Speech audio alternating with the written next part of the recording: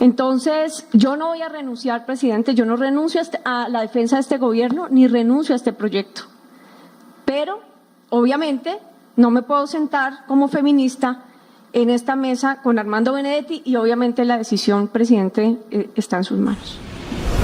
Pues no quiero aquí sacar pecho, pero en tan pocos meses estructuran un proyecto de 520.000 millones de pesos con 150 construcciones que yo hoy aquí, delante del Consejo de Ministros y ante el país, me comprometo a entregárselas todas este año, porque así quedaron contratadas. Y hoy, una buena noticia para este Consejo de Ministros y para el país, hemos acordado cómo vamos a llevar la universidad pública a los municipios de Nazaret, de Uribia y de Manaure, como usted se comprometió antes de que yo fuera ministro de Educación. Que han salido de la región amenazados y que son notarios que prestaban un servicio público vital.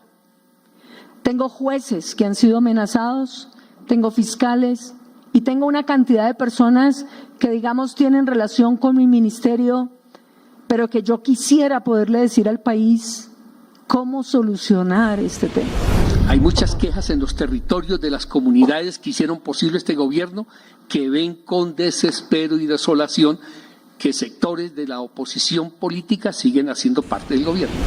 Las actitudes de Laura Sarabia con nosotros, conmigo, que me ha tocado decirle, respéteme, que soy la vicepresidenta, y no me parece, y respeto a Benedetti, pero no comparto, presidente, su decisión, la respeto porque usted es el jefe de Estado y es el presidente, pero no comparto su decisión.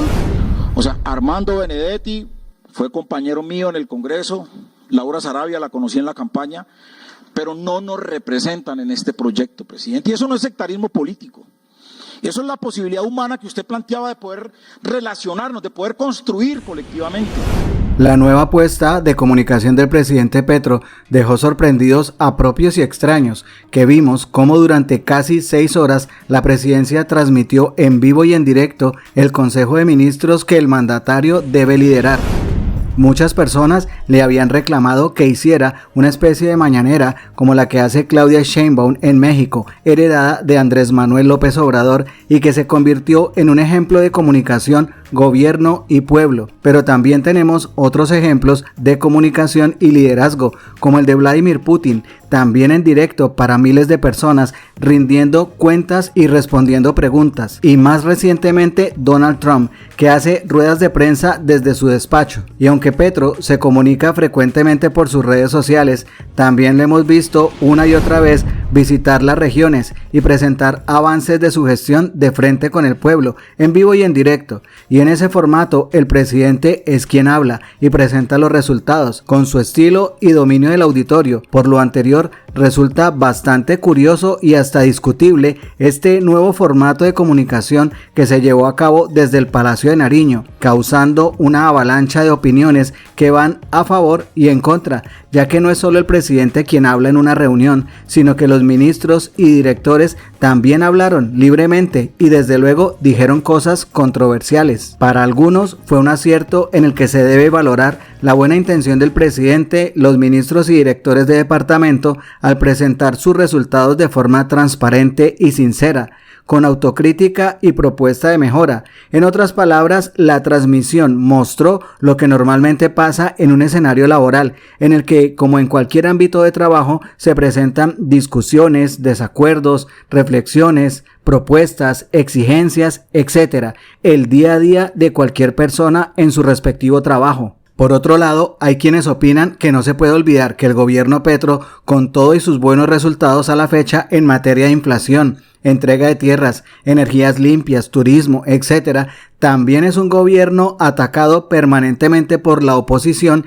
y sobre todo la desinformación de los grandes medios, en los cuales hoy la noticia son las réplicas de la vicepresidenta Francia Márquez, la ministra Susana Muhammad y la presencia de Armando Benedetti y Laura Sarabia, distractores que se encargan de alejar al público en general de los avances del gobierno, de la lucha diaria por combatir la corrupción, de los esfuerzos por cumplir lo prometido, de lo que falta aún por hacer, etcétera, etcétera. Mejor dicho, los temas cosméticos y escandalosos coparon hoy los medios de comunicación. Según estos críticos, gracias a que la presidencia le sirvió en bandeja de plata a los detractores del mismo gobierno más de una razón para atacarlos, con cosas que nos distraen de lo verdaderamente importante. Otros piensan que se trata de un show mediático y con características de reality. En fin, opiniones van por aquí y por allá, pero al final de cuentas cada quien creerá lo que quiera. Pero si usted desea ver un resumen de lo más importante del mencionado Consejo de Ministros, quédese para que en pocos minutos se haga a una idea de lo que fueron las casi 6 horas de transmisión y así de primera mano, independientemente de su filiación política, realmente se informe de cómo transcurrieron las cosas. Entonces hemos decidido hacer estos consejos de ministros, no todos obviamente porque aburro a los televidentes, estos consejos son de horas y horas y a veces llegan hasta la medianoche y más. Porque la democracia es que el pueblo pueda vigilar, participar y decidir. Y los conciliábulos secretos, los actos administrativos que se toman entre las tinieblas, a algunos toca cuando son de seguridad nacional y otros, pero en su mayoría todo acto administrativo debe ser público y transparente, si no esto no es una democracia. Y como nosotros hemos decidido que el gobierno de cambio debe profundizar la democracia en Colombia porque casi no existe, hemos tenido más bien es una aristocracia que yo prefiero llamar oligarquía, donde en vez de administrar y gobernar se hacen negocios. Pues yo prefiero que el pueblo sepa qué decimos nosotros, porque aquí no tenemos nada que ocultar. Y porque hay que demostrarlo, no solamente decirlo.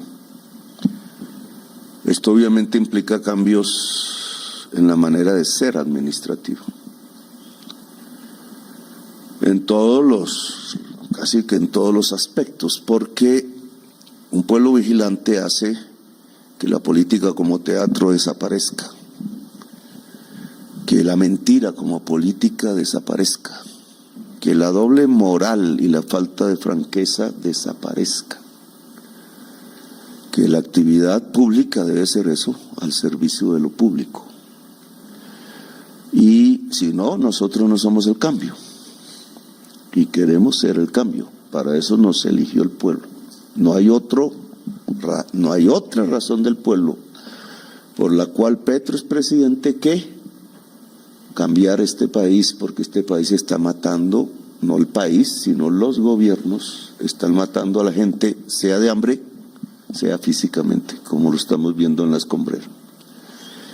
Y nosotros no hacemos eso, nosotros queremos que la gente viva, y una gente viva profundamente, es una gente que no solamente resuelve sus necesidades materiales de existencia, como la comida, sino también que sabe que hay unas necesidades espirituales entre las cuales poder gobernar su territorio y su país. Por eso hacemos esto público. No somos nosotros los que gobernamos, somos nosotros los que representamos al pueblo gobernando. Eso es una democracia. Y vamos a empezar, digamos, con toda la discusión que la misma oposición puede adelantar contra nosotros por hacer esto, porque tiene el derecho a controvertir, nunca había estado en un consejo de gobierno, que cierta norma vuelve secreto. Cualquiera de ustedes que revele, ya lo han hecho otras personas aquí sentadas con nosotros, secretos del Consejo de Estado, comete un delito.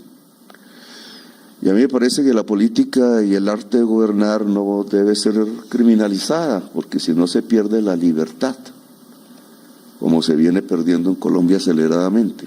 La política tiene que ser libre, y la administración pues supeditada exclusivamente al pueblo y a ningún otro interés, por muy poderoso que sea, ni económico particular ni extranjero. Se nos aburrirán muchos televidentes, pues obvio, están acostumbrados a otro tipo de televisión. Esto yo lo aprendí, voy a ser sincero, en Cuba.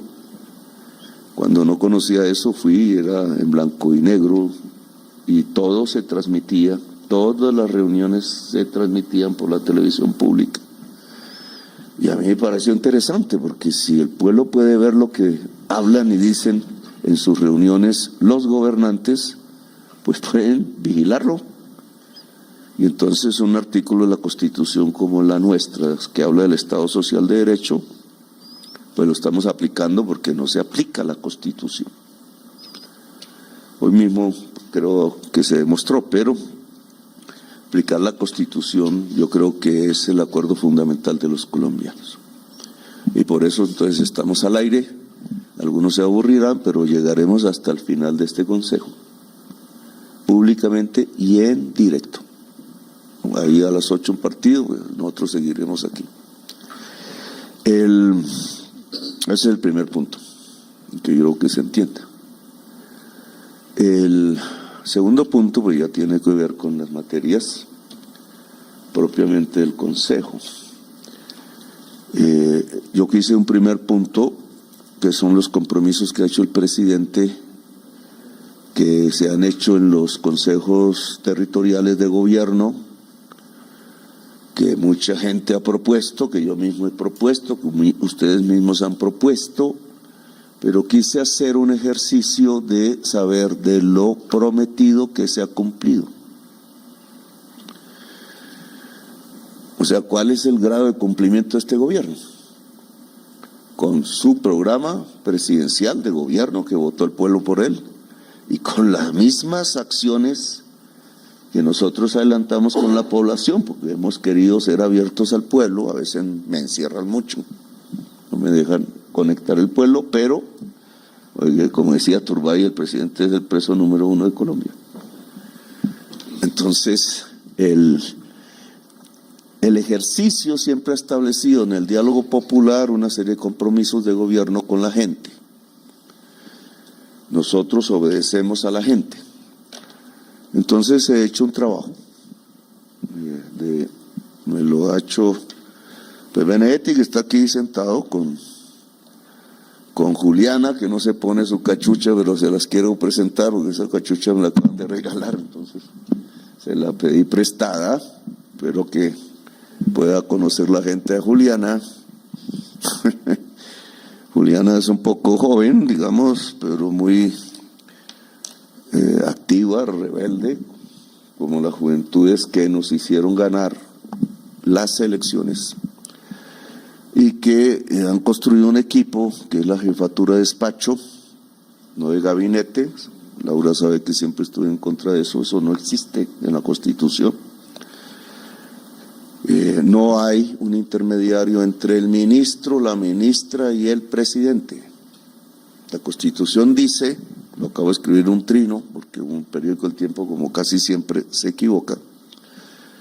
El gobierno constitucionalmente es el presidente y las ministras, los directores administrativos. Eso dice la Constitución. Luego, esa figura que se inventó Santos fue, no sé qué. El gobierno Duque, como cosa rara. Yo lo que digo es que esa figura de intermediario solo sirve al final para hacer negocios. Y representa no deja gobernar, porque no fluye el gobierno, dado que el voto popular se expresa en el presidente. Si un juez no saluda al presidente no es porque pierda su independencia, es porque no acepta el voto popular. Entonces se va uno hacia una aristocracia y no hacia una democracia, no hacia un Estado social de derecho. Lo mismo puede pasar acá. El ministro es gobierno, pero es o el director o la directora administrativa es gobierno y por tanto responsable ante el pueblo de que el programa de gobierno elegido popularmente se cumple.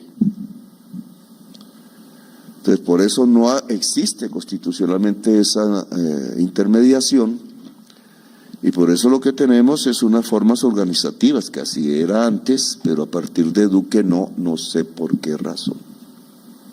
El Duque delegó su poder presidencial en unas personas que cuando uno va y mira aquí, yo creo, le quitaron el dinero al pueblo. La demostración es monómeros en Barranquilla. Entonces aquí recuperamos la vieja tradición, no por tradición es mala, que no era así.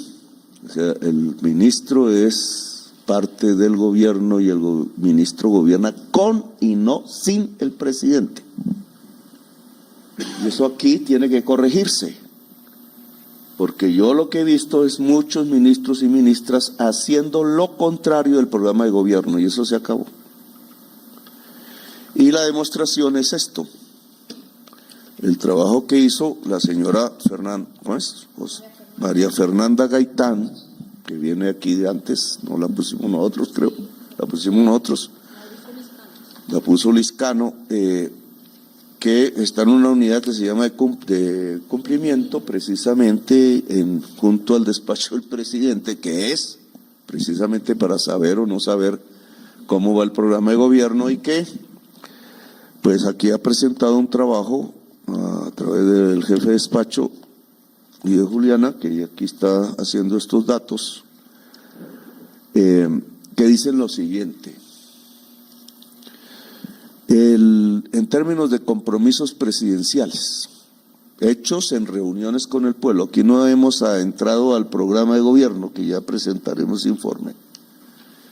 Compromisos presidenciales en las reuniones con el pueblo, en diferentes regiones de Colombia, porque yo me he dedicado a andar los caminos. Caminante no hay camino, como dice la canción. Y entonces el camino se hace caminando. Esto son 146, se recogen compromisos presidenciales. En total, ¿no? En total son 195 compromisos, casi 200, hecho en las reuniones con el pueblo. De frente al pueblo, o escuchando al pueblo y hablando frente al pueblo. Cada ministro ha ido a esas, excepto los nuevos, reuniones, porque se han llamado gobiernos con el pueblo. No es una imitación de lo que hacía Uribe y las FARC juntos, cada cual por su lado, pero lo mismo. Se oye al pueblo y no se le hace caso. Ojo, porque entonces esa es la vieja audiencia del rey español. Oír, pero no cumplir, porque el rey es el poder y no el pueblo súbdito. En una democracia no es así, no existe rey. Las revoluciones le quitaron la cabeza al rey. Es el pueblo el soberano, ¿cierto? Es el pueblo el que manda. Nosotros somos sirvientes del pueblo, sirvientas del pueblo. Entonces aquí hay 195 compromisos hechos, establecidos con el pueblo, de los cuales 146 no se han cumplido hasta el momento. Señores y señoras, anoten.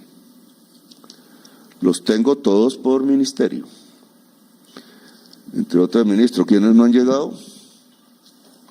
Ministro de Justicia, Ángela María Buitrago. Ministro de Salud, Guillermo Alfonso Jaramillo. Ministro de Educación, José Daniel Rojas, que casi nunca me acompaña a estas reuniones. Ministra de Ambiente, María Susana Muhammad. Se han hecho derivados de que el pueblo los ha propuesto, solo se han cumplido el 15%. 666 compromisos no se han cumplido, habiendo ustedes comprometido ante el pueblo, de frente con el pueblo, hacerlo. Entonces esto sí, yo no lo quiero más. Así no somos. O por lo menos yo no me acostumbré a eso. Yo hice un compromiso con el pueblo y lo he cumplido hasta el último día de mis días. Y así es por eso es que he resistido. Un poco, ustedes hablar carreta, pues eso es lo que hacen los políticos tradicionales todo el tiempo, hablar carreta y pedirles el voto y después engañarlos. Empezamos a engañarnos cuando la plata del presupuesto, ministro de Hacienda, iba a las concesiones y no a las carreteras de la gente.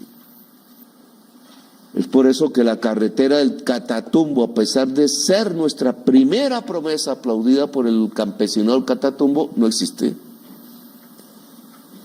Búsquemela en el presupuesto de este año. O la carretera Quibdó-Medellín, que como es los negros los que van en buses, no les importa hacerla. 20 años haciéndola y van 400 muertos por derrumbes. Y nosotros dijimos, nosotros la hacemos en un año. La promesa fue en el Ministerio de Hacienda. Llegó a los técnicos peñalosistas. ¿Y cómo vamos a hacer la carretera para los negros? Se necesita el túnel del Toyo y eso sí fue primero. Se necesita el tren elevado de Bogotá, que no sirve. Porque los estudios que hizo el mismo Ministerio del Transporte con profesionales internacionales, mirando si ese metro va a disminuir el tiempo de transporte de la ciudad, encontraron que el metro elevado no disminuye el tiempo de transporte de la ciudad, sino que lo aumenta. Mientras el metro subterráneo sí lo disminuía. Entonces, ¿qué le están diciendo a Bogotá? Ministro, usted tiene que pararse, usted fue concejal de Bogotá y fue directora del IDU en mi gobierno y estuvo atenta al tema del metro, que un año estuvo quieto porque el Banco Mundial no nos daba la autorización por lobbies uribistas, frenando que Bogotá, y triunfaron, porque ahora no hay un metro subterráneo, hay un metro elevado, pero los técnicos dicen que ese metro elevado no va a disminuir el tiempo de viajes, sino lo va a aumentar el tiempo de viajes del total de la ciudad. Y claro, como la prensa es peñalosista, porque es el hijo de la oligarquía y la visión de Bogotá les parece profesional y técnica, y nos quitó el agua y nos quitó la movilidad y puso a Bogotá en vilo su vida, entonces no se atreven a decir la verdad. Y yo creo que el Ministerio de Transporte debe decir la verdad. Y debe pararse. Y debe saber qué se está cumpliendo en cada concesión y qué nos han incumplido. Y concesión que se nos haya incumplido no recibe recursos públicos. Y los recursos públicos van a las regiones donde está la guerra. Y hace lo que el pueblo quiere que hagamos. ¿Dónde está la carretera Popayán el Mar? ¿Dónde está el ferrocarril Buenaventura-Cali? ¿Dónde está el ferrocarril Dorada-Chiriguaná? Mucho discurso. ¿Dónde está la licitación? ¿No llegan licitantes? Pues un fracaso, porque no se están saboteando nuestros proyectos, porque lo quieren es bucecitos y bucecitos, costosísimos, contaminantes, tractomulas en las carreteras, no trenes, buses en la ciudad y no tranvías, y así estamos. Celebro que ese Consejo de Ministros se esté haciendo, y lo saludo, se esté haciendo de cara al país, pero ojalá no sea solo el Consejo de Ministros, porque no todo se hace con la transparencia, presidente, con la que hoy le estamos hablando aquí al país. Y eso es parte de mis dolores, porque ayudé a elegir este gobierno, y hoy me duele que en este gobierno que ayudé a elegir y que le ayudé a hablar al país, como usted lo ha dicho, se presenten tantos actos de corrupción. Y tenemos que decirlo de frente, ¿sí? En segundo lugar, quiero decir que en lo que respecta al Ministerio de la Igualdad, presidente, a mí me hubiera encantado, como acordamos en campaña, que yo hubiera tenido desde el principio una institución que me hubiera permitido responderle al país. Sin embargo, lo que recibí, a diferencia de todos los otros ministros, fue un papel con una designación que me obligó a, en este año y medio, desde que usted me designó de ministra, a crear una institución de cero. Y eso ha sido un dolor para mí, presidente, porque yo sí quería responderle a mi país. Y no me interesa la politiquería, y no me interesa la burocracia, y no me interesa la corrupción. Me interesa responderle a mi gente, a mi pueblo, al municipio de Suárez, a mi departamento del Cauca, que ayer estaba en medio del conflicto armado, a mis tías, que ayer estaban en medio del conflicto armado, debajo de una cama, llamándome a mí, diciéndome: Francia, ¿qué hacemos? Nos van a matar aquí. Eso me duele, presidente, y lo digo de cara al país. He creado un Ministerio de la Igualdad que, como todo el mundo sabe, antes de un año y medio es imposible que una institución tan grande, 5 viceministerios, 20 direcciones técnicas y poblacionales, 32 direcciones territoriales, se ponga a andar antes del tiempo. Sin embargo, hemos hecho una tarea monumental. Y hoy yo puedo decirle que el Ministerio de la Igualdad, que se ha comprometido con temas de agua potable, priorizando el Pacífico como lo acordamos, arranca y avanza en sus procesos de contratación. Hoy ya avanzamos en contratar 7 soluciones de agua en el Pacífico, estudios y diseños, porque la dificultad que he tenido es que en esos territorios marginados y excluidos no hay estudios y diseños, no hay proyectos formulados. Y a mí me ha tocado entonces asumir el compromiso para responder de formular los proyectos. Y eso, en términos administrativos, toma tiempos que yo quisiera haberme pasado, pero que por ley no me los puedo pasar. Hoy yo le puedo decir que Jóvenes en Paz, que vino con muchas dificultades y llegó al Ministerio de la Igualdad, puede ser que tenga muchos errores y las estigmas, porque a partir del mensaje que usted dijo que hay que crear un programa de jóvenes para no matar, pues ese mensaje la oposición lo tomó en contra, ¿sí? Y hoy lo que estamos haciendo es evitar que jóvenes sean asesinados. Hoy van más de 11.000 jóvenes vinculados a ese programa, con dificultades, algunos haciendo meeting y paros en algunos territorios porque no les pagan las transferencias. Pero el programa establece que las transferencias son transferencias condicionadas. ¿Condicionadas a qué? A que los jóvenes, para recibir el pago de la transferencia, tienen que hacer su trabajo social y tienen que asistir a un proceso de formación que lo que busca es ayudarles a hacer su proyecto de vida, ayudarles a construir su proyecto de vida. Hemos creado el sistema Salvia, que para mí como mujer es muy importante. Por eso no me río cuando se hacen bromas aquí sobre las mujeres, porque yo sí soy sensible con eso. Y he creado un programa Salvia que hoy tiene acciones de atención y de prevención concretas.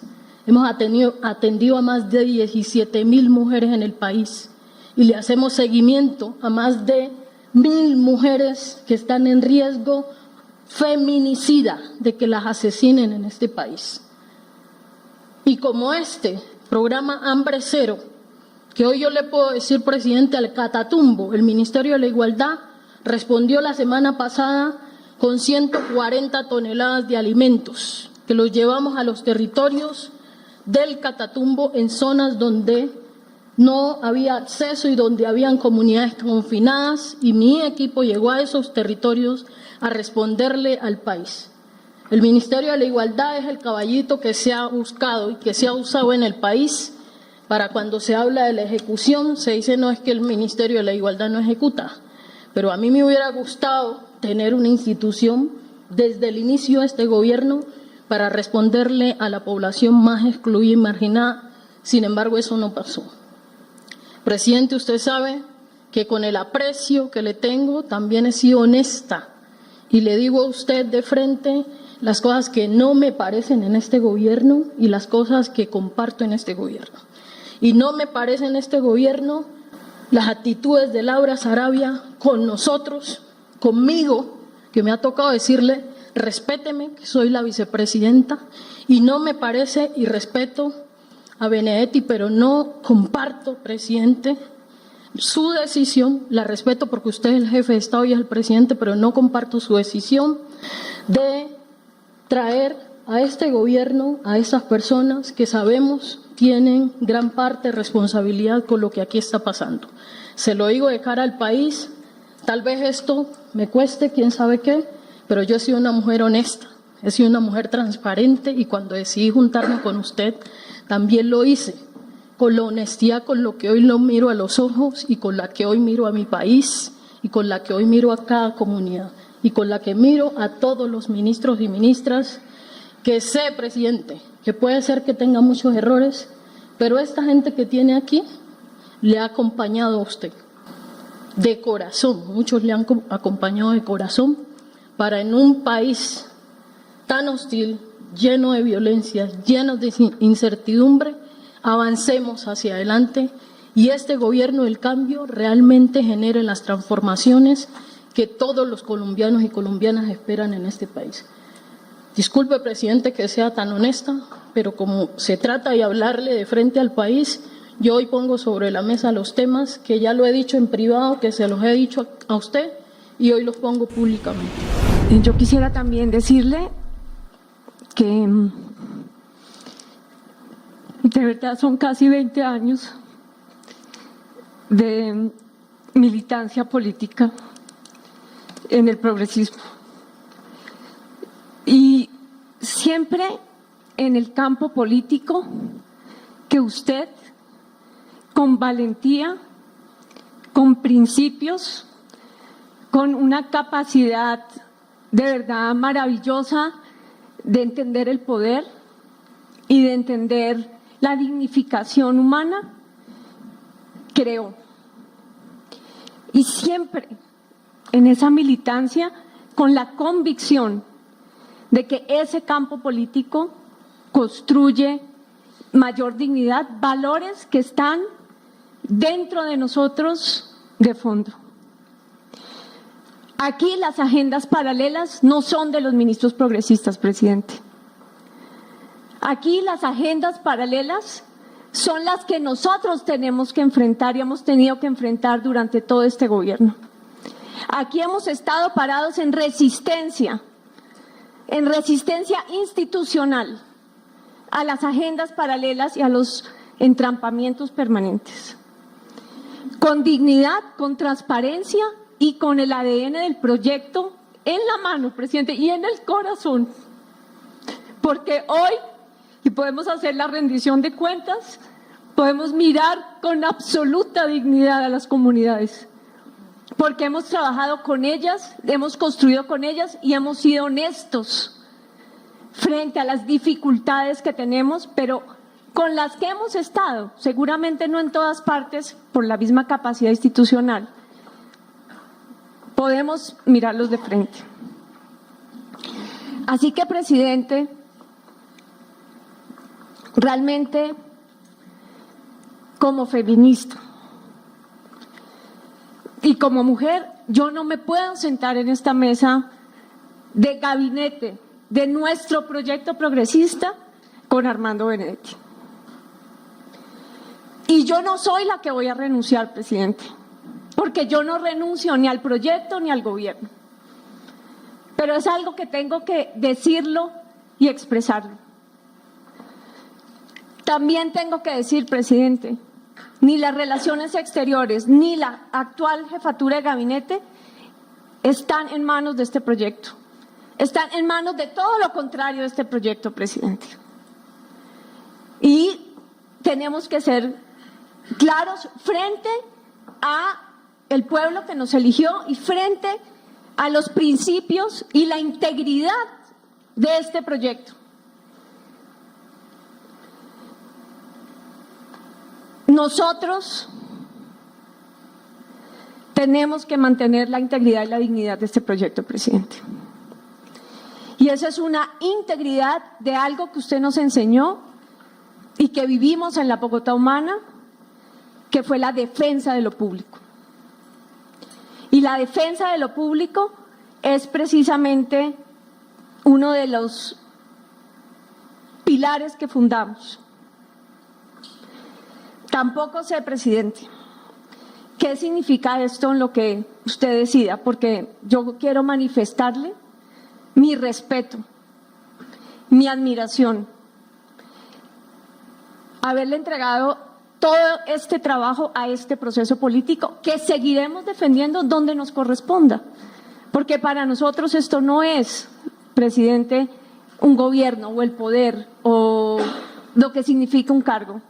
Desde donde estemos es una causa de vida y nos vamos a seguir entregando a ella, pero también nos corresponde en nuestro liderazgo abrir capacidades y opciones para que ese legado, presidente, que usted ha construido, de verdad pueda echar raíz. Y también, de verdad, para mí fue un poco sorprendente este escenario, pero así hemos sido honestos y eso también, presidente, lo hemos aprendido de usted. Hemos sido honestos y hemos sido siempre de frente. Entonces, yo no voy a renunciar, presidente, yo no renuncio a la defensa de este gobierno ni renuncio a este proyecto. Pero, obviamente, no me puedo sentar como feminista en esta mesa con Armando Benedetti y obviamente la decisión, presidente, está en sus manos. Porque usted tiene muchísima razón en cuanto al sector educación y el rezago que existe frente a nuestro programa de gobierno. Pero primero decirle, señor presidente, y al país y al Consejo de Ministros, que en el Ministerio de Educación Nacional no existen agendas paralelas. Presidente, póngame un poquito de atención, por favor, porque mire nuestra agenda en el Ministerio de Educación Nacional.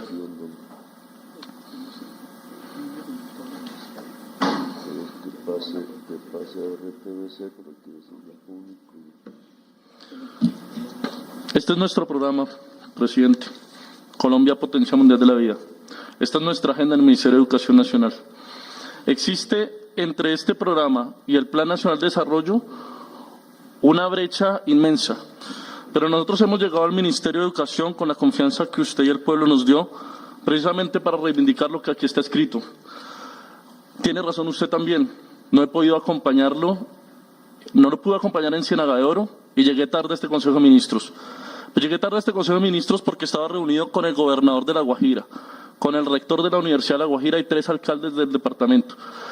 No conozco el informe de la unidad de cumplimiento, pero sé cuáles son las metas que se ha propuesto o los compromisos que tiene la unidad de cumplimiento. Y muchos de ellos tienen que ver con las sedes universitarias y con llevar la educación a esos lugares recónditos y excluidos, y a esa Colombia excluida que usted nos ha insistido, que tenemos que garantizar el derecho.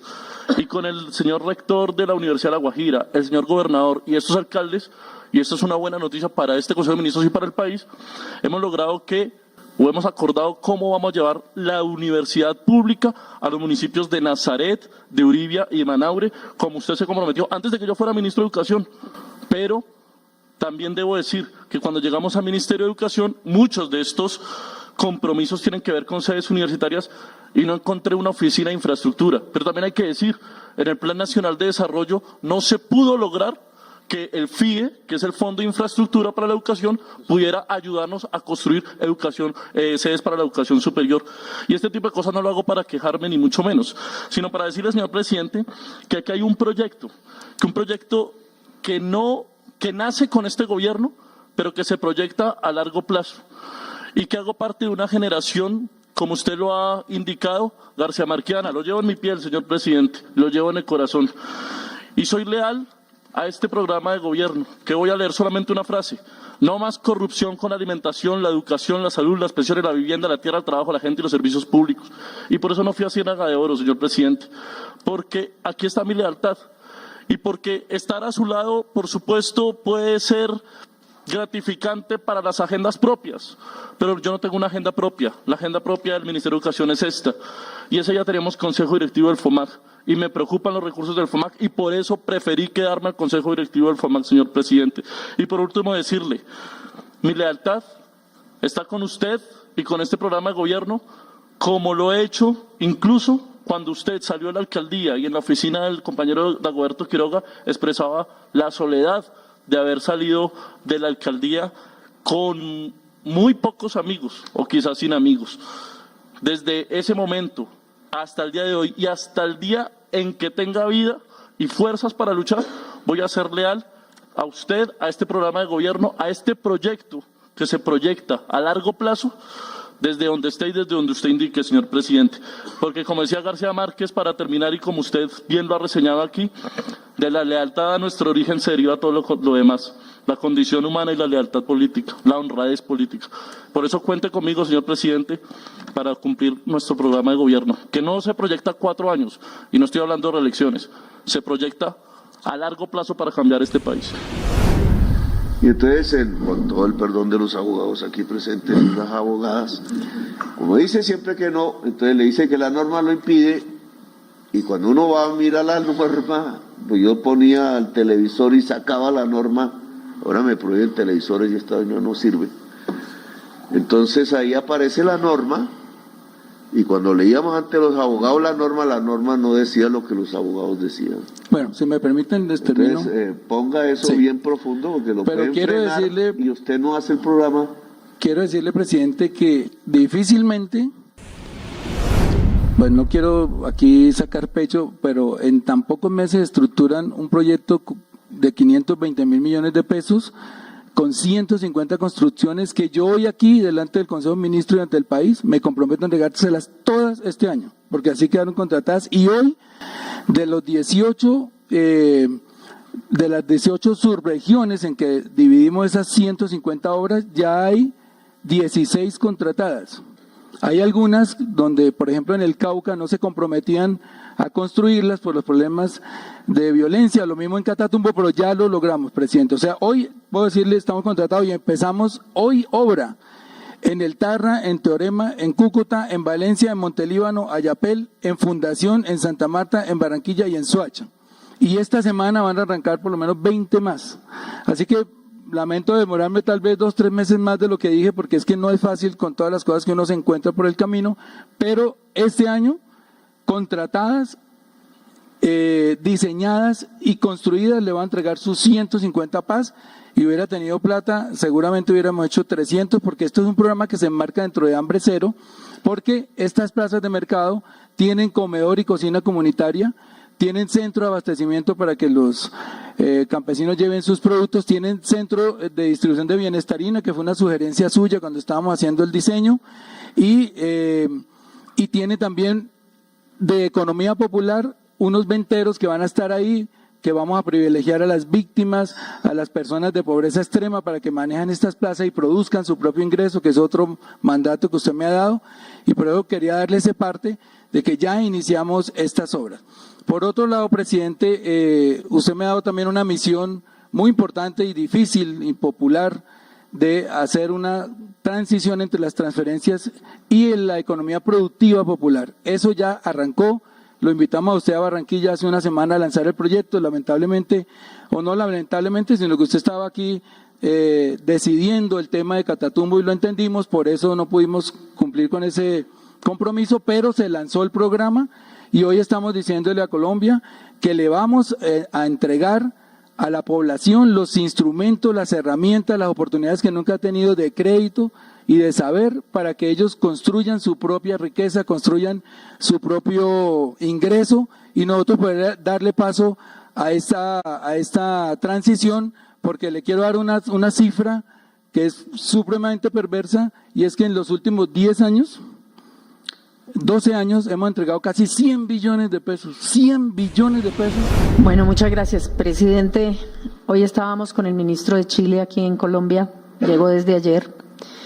Estábamos haciendo un intercambio de conocimiento, por esa razón llegué unos minutos tarde, pero escuché desde el momento en que me subí del Buen Pastor acá su inicio de locución, y efectivamente hay 2 cosas que yo comparto y que por eso me tienen acá. Una, el ser humano. 2, la dignidad. Y creo que son elementos fundamentales que dentro de la medición también es muy complejo. porque redignificar al ser humano en todas las acciones es muy complejo. Usted no tiene medición, no tiene cómo hacerlo, pero creo que el tema desde ese punto de vista significa también pensar en tres cosas. Yo le agradezco a usted los espacios en que he podido pensar y decirle todo lo que pienso. Le agradezco también que usted ha estado presto a manifestarme claramente lo que usted piensa. Pero yo sí quisiera decirle algo que para mí es muy importante en términos de cómo se sigue avanzando. ¿Qué he visto yo? Yo he sido servidora pública en ciertas circunstancias y me he comprometido con el servicio público por vocación y por decisión. Mi situación ni es política ni es de cargo. Mi situación es claramente servicio a la ciudadanía, como fiscal, como ministra, hasta que usted lo decida. Pero sí quiero decirle dos cosas que me parecen fundamentales en un momento como el actual. Y gracias a Dios interrumpieron la transmisión nacional, porque la verdad es un tema importante decirle que yo creo que podemos lograr la carretera, podemos lograr el acueducto, podemos lograr el compromiso que contaba Gustavo Bolívar. Pero el tema se lo claman desde todas las regiones y yo se lo he dicho personalmente y se lo vuelvo a decir. La población hoy está sintiéndose en una inseguridad permanente, bajo el fuego de grupos que no entienden, algunos, la bondad del proceso de paz. Y otros se aprovechan de esa bondad del proceso de paz. Y para mí ese es un compromiso de vida. Y es un compromiso de vida porque usted puede hacer todo lo que quiera y todos nosotros como ministros podemos hacer todo lo que queramos. Pero cuando estamos viendo la situación de las poblaciones que en la Comisión de Garantías y en las diferentes mesas que nos hemos sentado con la vice y con los otros ministros, nos dicen claramente somos la interposición entre grupos armados. Creo que ese tema significa también decirle, como siempre se lo he dicho con toda la franqueza, hay que replantear ciertos aspectos. Y ese replanteamiento significa creer en una política de paz, que yo se lo digo, presidente, es muy difícil, y eso hay que reconocerlo, manejar una política de paz en medio de una guerra que existe en Colombia desde hace más de 70 años. Es admirable tratar de sostener una relación de mesa con un conflicto histórico. Pero también hay un punto en donde no hay inflexión. Y ese punto en donde no hay inflexión significa también decir que, perdón, presidente, pero hay gente que solo le interesa, y le hablo en términos económicos, la oferta y la demanda. Y esos grupos, en particular de oferta y demanda, tienen un negocio transnacional. Hoy lo veíamos con el ministro de Justicia de Chile. El tema de seguridad empieza por el tema de las cárceles. El tema de la transnacionalidad criminal empieza por las cárceles. Y qué importante es ver esto en una política real de contención y de control. Y yo le digo, yo soy como usted. Y lo soy porque el externado nos formó como liberales y radicales, filosóficamente hablando. Usted sabe, yo no tengo partido. Soy filosóficamente liberal y radical. Y por esa razón respeto a todo el mundo. Y por esa razón siempre usted conocerá de mí lo que yo pienso. Y creo que es el momento también de reconducir al tema que no es de este periodo, que no es de esta situación, pero que la gente está clamando que entendamos también que ellos están siendo objeto de utilización. Y esto significa decir que yo tengo hoy notarios que han salido de la región amenazados y que son notarios que prestaban un servicio público vital. Tengo jueces que han sido amenazados, tengo fiscales y tengo una cantidad de personas que, digamos, tienen relación con mi ministerio, pero que yo quisiera poderle decir al país cómo solucionar este tema. Y ahí encuentro una sin salida en muchos casos, porque yo como ministra de Justicia tengo unas capacidades y unas competencias, y usted no lo recalca todo el tiempo. Los abogados viven de las leyes. Yo creo en la ley y creo en la justicia y creo en el derecho, porque es una estructura fundamental de una institución en un Estado de Derecho como el nuestro, que usted, siendo radical y liberal, la defiende y la protege. Pero sí quisiera poder decir cómo lograr que estas poblaciones tengan no solo seguridad, sino también la garantía de que ese puente no va a ser volado, de que ese acueducto no va a ser objeto de toma y de que sobre esos supuestos no es un problema de hoy, es un problema de siempre. Y ahí empieza la discusión de cómo medir también las funciones, y no porque usted me haya tomado en la lista inicial, no sé cómo está medido el Ministerio de Justicia. Yo creo que el Ministerio de Justicia termina, sí, presidente. Dos compromisos, dos incumplidos. Bueno, presidente, y yo agradezco que usted me lo diga, pero esos dos compromisos tienen, no sé cuáles compromisos significan, pero el tema de avance en el tema de dignidad, en el tema de resocialización, en el tema de restauración, comprometido. Dos incumplidos de dos en lo que hemos propuesto, de lo que ha propuesto el pueblo, los gobiernos con el pueblo, de 5 que se han propuesto, 3 incumplidos, el 60% se ha incumplido, pero hay 2 cumplidos. 2 cumplidos. Hay que mirar ya. ¿Y cuáles son los 3 incumplidos que lo vamos a mirar? Una reunión a través de mesas técnicas con los que están metidos, porque aquí también hablamos con ministros y resulta que el ministro no le hacen caso abajo. Así es. O se desatiende abajo. Entonces vamos abajo de la administración a hacer una reunión precisamente para mirar por qué. Porque es abajo de las direcciones donde se toman las decisiones. Siempre y cuando uno sepa que ya no está hablando con la política, sino con traquetos. Y el ELN nos lo acabo de demostrar. Entonces, nuestra comisión de negociación habló con ellos como políticos. Yo mismo fui a Cuba y aquí en el centro de Bogotá, pero no nos entendieron. El negocito del Catatumbo era primero, quitarle eso al Frente 33 era primero, matarlos a todos como aurelianos, con campesinado encima y familiares era primero. Hicieron la peor masacre que los paramilitares, y de revolución eso ya no tiene nada. Ahora, ¿qué significa un proceso de paz allá? En mi opinión, puedo equivocarme, ministra, es transformar el territorio. El gobierno no está siendo capaz de transformar el territorio. Al MICAI no van a poner la oficina de compra, de pago por erradicación voluntaria. No han ido, sí fueron un día, pero la oficina tiene que quedarse allá comprando el cultivo con su raíz y a cambio entregando la economía legal. Si eso no lo hacemos en el Catatumbo, no van a servir los fusiles. O, si nos hacen caso y hay una ofensiva militar contra el ELN, ministro, tampoco sirve, porque volverán, o otro. ¿Por qué? Porque lo que hay que sacar es la hoja de coca del territorio, y eso no se saca a la fuerza, ojo, ministra Laura, porque Trump va a decir que fumiguemos, porque no piensa en la vida. Fumiguen. No, no y no.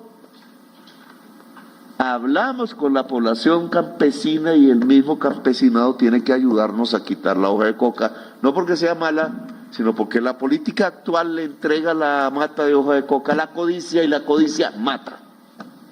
Y por eso la muerte. Y por eso es mayor en el puerto. Porque en el puerto sale la cocaína y entra su lavado, que es el contrabando, y las armas. Y, ojo ministra, cogimos con ayuda española el mayor contrabandista de Colombia durante 38 años, ministro Diego, ¿qué? El señor Diego Marín, Intentó sobornar hasta a mi partido, yo lo impedí. Y el señor Diego Marín, que hace 38 años contrabandea a lo grande, tiene una multinacional poderosa del contrabando. Y cuando yo ahí miro la imputación de cargos, eso no sirve, ¿cierto? Porque eso es porque no es por contrabando. Todas las pruebas son por contrabando y entonces lo tienen, no sé por qué, está por lavado y cohecho, que si no hay pruebas sobre el lavado y el cohecho, sale. Que es exactamente lo que hicieron con el señor ese Pachomalo del Buenaventura. Un señor de la Fiscalía, jefe del CTI, traqueteando para Europa toneladas de cocaína usando su puesto como jefe del CTI. ¿Quién lo puso ahí? El mismo que puso a Burgos. Es la misma banda. Por eso me quiere matar a mí, al presidente de Colombia, porque yo lo sé. Y entonces, ¿qué hacen con el señor? Lo capturan, pero no lo están juzgando por narcotraficante. Lo están juzgando por otro delito que sale rápido, y esa es la negociación. Entonces, el mismo gobierno, no el gobierno, el poder, nosotros no tenemos que ver con eso, el poder protege al delincuente mayor porque en el poder están los jefes de la delincuencia. Son delincuentes de marca mayor. Si no, averigüen qué pasa con el proceso de Odebrecht, ministra del Transporte. Porque en Colombia nunca, como en el resto de América Latina, cayeron los peces gordos, sino que pusieron presos los peces flacos. Porque están en el poder. Y porque el fiscal Néstor Humberto Martínez era uno que servía a la banda, o no era el abogado de Odebrecht y del socio. Pues entonces, si se corrompe la sal, si el fiscal es parte de la banda, me quiso poner preso y no investigó cuando me atentaron en Cúcuta, que yo puse el trino y todo el mundo burlándose. Entonces, no, que un candidato presidencial puede ser atacado por las mafias en Cúcuta y la misma fiscalía no investiga, y el carro ya no existe donde me dispararon. Y se aprovechó incluso de frases mías en medio de la truculencia, porque yo viví con Bolívar aquí presente el atentado y los disparos sobre los vidrios, y me tocó hasta dirigir, porque a mí me llevó ese carro a un punto que no era la manifestación como tenía que ser, sino al punto donde me iban a matar, y me llevó la policía de Cúcuta al servicio de una banda que sabemos cuál fue. Entonces, si eso es así, si la misma fuerza estatal está al servicio del crimen, pues no vamos a vencer el crimen. Por eso lo del Catatumbo es clave, y por eso la acción del ejército tiene que ser inmediata contra el ELN, porque si no, si el ejército venezolano, que sabemos lo que sabemos, lo puede hacer, ¿qué está pasando con nosotros? ¿Por qué no lo podemos hacer? ¿Por qué los puntos que yo di entregados por el campesinado de ubicaciones exactas, que me falló uno, no hubo acción? El ministro tiene que investigar eso. Entonces, ministra, como hemos alargado aquí el tema, pero que usted la puso una discusión fuerte, ojo, no es por dialogar, es que no estamos separando el poder público, que ya deja de ser público, del crimen. Y nos friegan en todos los poderes del Estado para poderlo hacer, porque eso está en todo el Estado, incluido el Poder Judicial. El cartel de la toga lo demuestra. Y si el cartel de la toga sigue dentro del Poder Judicial, no hay lucha contra el crimen. El día que yo me posesioné, usted me dijo una palabra que para usted es clave, es coherencia. Es un gobierno del cambio que tiene que tener coherencia. Y la coherencia tiene que ver con transparencia. ¿Quiénes hacemos parte de este gobierno? ¿Y qué significamos como parte de este gobierno del cambio?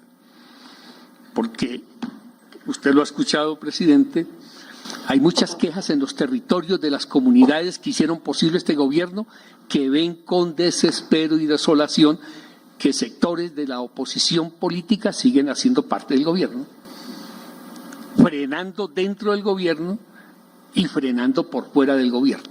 Y nos va a tocar revisar a fondo si lo que se quiere es un viraje en el sentido en que aquí el presidente lo ha planteado. Y me parece que hay otras palabras claves, además de transparencia y de cambio y de coherencia. ¿Por qué hay directores uribistas en las entidades de este gobierno? Tendríamos que revisar a fondo desde los ministerios las direcciones.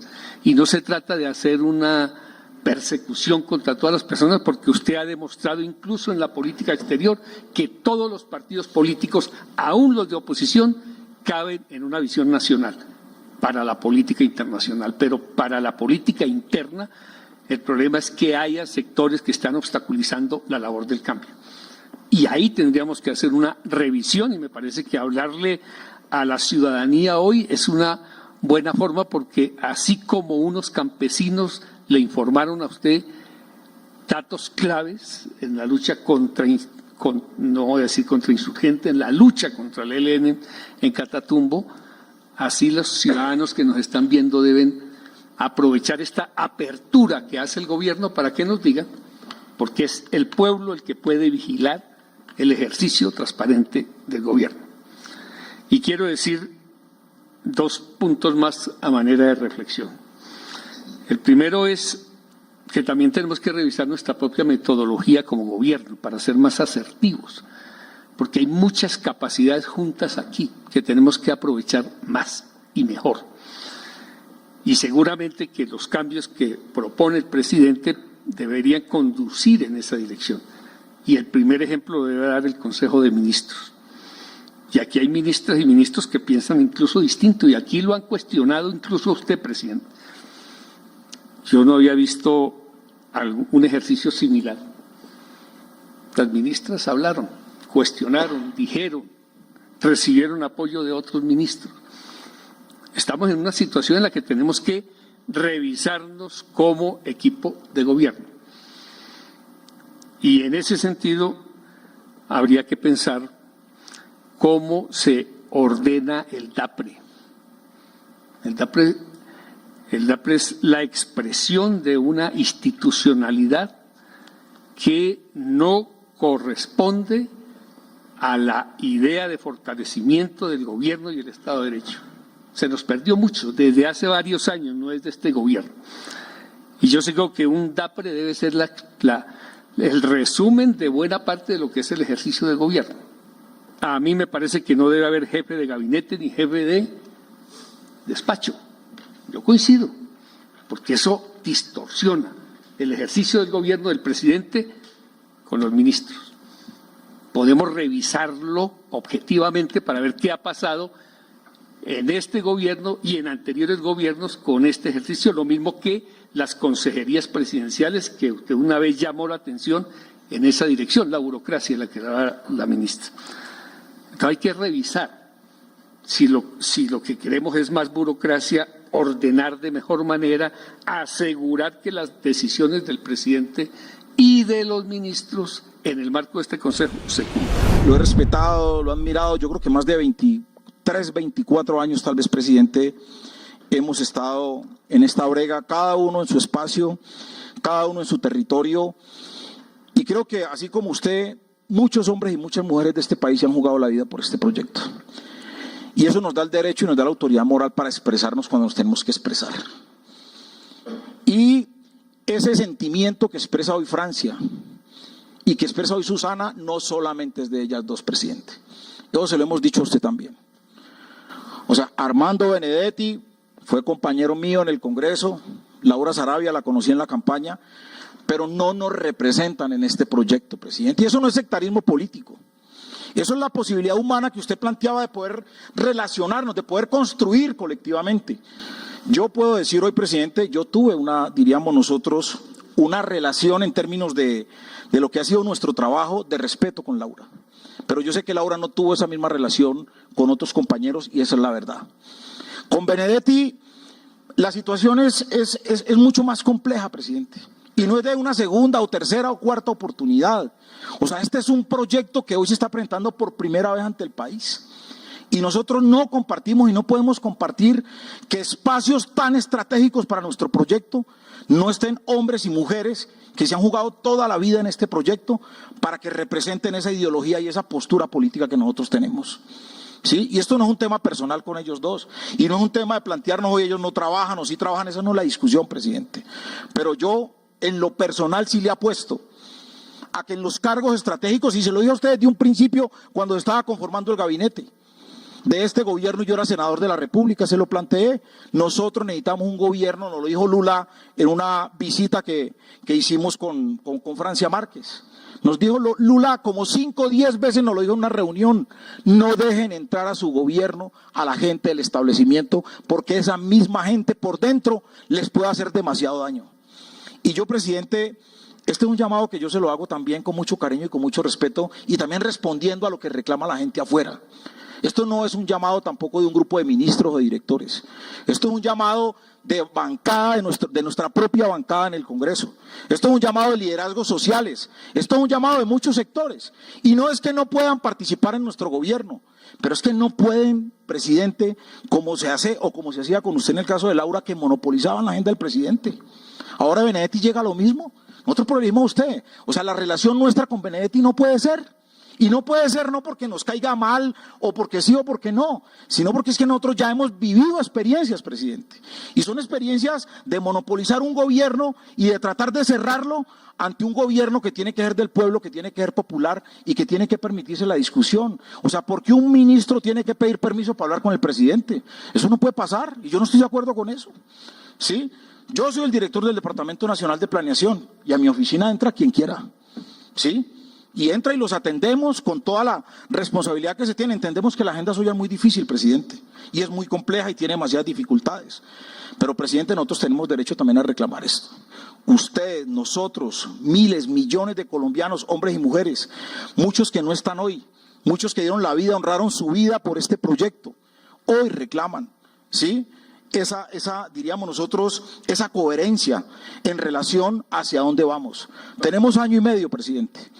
Yo considero, hoy como director de planeación, que soy transversal a todos los sectores, que vamos bien. Claro, tenemos que mejorar en muchos aspectos, presidente, y eso lo tenemos que hacer. Pero creemos que este es un proyecto de cambio, como lo hemos planteado. Es un proyecto que nuestro pueblo lo está reclamando, que nuestro pueblo lo valora y lo quiere, porque cuando vamos a las regiones, eso se expresa en la gente, presidente. Los trabajadores quieren su reforma laboral. 15 millones de informales, claro que quieren una reforma laboral para tener un contrato de trabajo y tener una seguridad social. La reforma a la salud que la han obstaculizado tanto. Una reforma a la salud que termine con el negocio y la corruptela bárbara que se tomó el sector salud. Una reforma agraria. Y nos castigamos mucho por eso, presidente, una reforma agraria que ya ha formalizado 1.100.000 hectáreas. Termino con esto, presidente. Hermano, entonces, yo presidente, creo, es eso lo que yo quiero plantearle y se lo digo con todo respeto y con toda humildad, presidente. Como se lo dije a mi tocayo, hay que diferenciar si somos candidatos o gobernantes. No es candidato a nada. Bueno, entonces eso que quede claro. Clarísimo, presidente. Porque eso yo no lo admito, yo no soy de ese proyecto que usted está pregonando. Que el M-19 no fue izquierda, como acaba de decir Pepe Mujica, que fundó el M-19 a través de los Tupamaros, no él personalmente, sino los Tupamaros. Somos uña y mugre, pensamos casi lo mismo. No soy de izquierda, no soy de derecha, soy humanista. O como decía Facundo Cabral, que también lo mataron, no soy de aquí, no soy de allá, pero ser muy feliz es mi color de identidad. Nosotros somos diferentes y no sabemos entonces cuál es el proyecto. Mi proyecto no es el de izquierda, yo no propuse el socialismo. Me gusta y lo he estudiado, pero el socialismo que habrá en el mundo en el futuro no es el mismo del siglo XX. No tendrá la marca del siglo XX. A mí me han expulsado de partidos de izquierda. En el M-19 nunca me expulsaron. ¿Por qué si allá y no acá? Por el sectarismo. y lo vuelvo a repetir, yo no soy de una secta. Yo fui una cosa que llamaba Progresistas, que ganó la alcaldía de Bogotá, después de la expulsión del Polo. Y para llegar a la presidencia, entonces construí una cosa que se llama Colombia Humana. Pero no es para que Colombia Humana se me vuelva un presidio. Yo me escapo ahí mismo. No me gustan los presidios, ni mentales ni físicos. Por eso voy a ir a la cárcel, ministra de Justicia, ojalá la distrital, que fue la que nosotros pusimos y construimos como una de las mejores cárceles del país. Hablar de cárcel es difícil. A firmar una ley que dice que la cárcel debe ser un sitio de educación productiva, algo así. Que eso ya lo logramos en la distrital, nosotros. Compañero Lemos era el director de la cárcel. Tenemos otra idea. Entonces, tampoco fui el Partido Comunista nunca, porque en esa pelea entre, ¿cómo así? Entonces, tenemos que hacer gulags, sacar a Solzhenitsyn, sacar a Pasternak, perseguir a Stravinsky. En este gobierno no quiero que persigan a Stravinsky. Ah, no, porque el folclore colombiano es mejor que la cultura europea. No, lo que se vuelve universal es universal. Cultura europea también tiene folclore, pero eso es otra cosa. Entonces, a mí no me gusta eso. Y yo lo que le he enseñado a la gente, por eso el multicolor, que nunca debió quedarse de nuestros signos, símbolos, yo no pongo una bandera roja, pongo el multicolor. No porque sean los colores de los gays y del LGBTIQ, sino porque son los colores de la diversidad humana, que es de todos los colores, no de una piel. Gracias por hacer parte de la comunidad Magenta Radio. Si te gustó el video, por favor compártelo, comenta y por supuesto darle like. Nos vemos en el siguiente video.